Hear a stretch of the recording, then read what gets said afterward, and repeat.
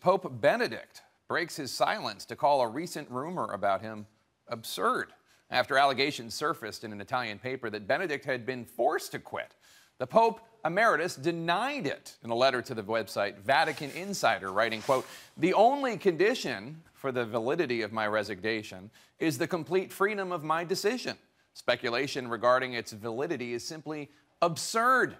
Dan Brown, you taking notes here? Meanwhile, in Pope Francis news, he met his mini-me, a very unhappy little boy dressed as him. But let's go back to that first story and get some perspective from the Reverend James Martin, editor-at-large of America Magazine and author of the forthcoming book, Jesus, A Pilgrimage. Reverend, thanks for being here.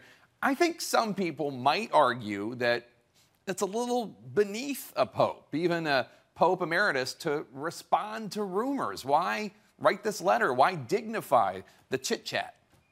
Well, in a sense, he's trying to help Pope Francis, I think, by putting to rest the rumors that he was forced to resign. The Pope had actually talked about this a few years before with some of his assistants, and he felt that he was too old to continue, so, you know, why not put those rumors to rest and help the Pope? Is that your understanding of why he stepped down, because he was too old?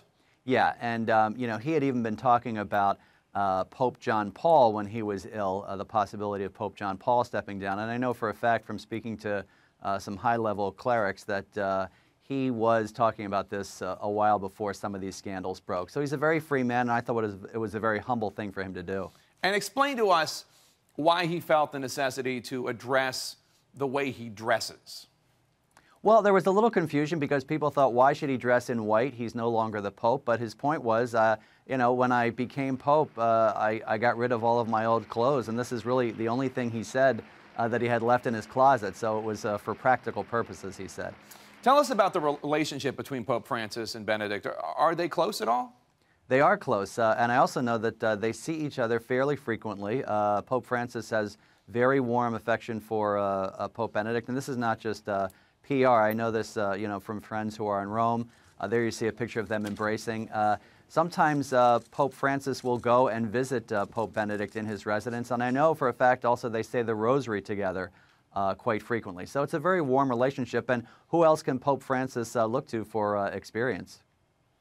This was a rare public announcement by Pope Benedict since stepping down. Do you think this is just a sign of what's to come? He's going to continue to write things, continue to address rumors or talk about issues in the news? No, I don't think so. I think he's going to stay with his original promise to withdraw. He's really been out of the public limelight. He will probably show up at the canonization on April 27th of Pope John Paul and Blessed John the 23rd. But for the most part, he is, you know, leading a life of prayer and reading and quiet, you know, which befits an 86-year-old man.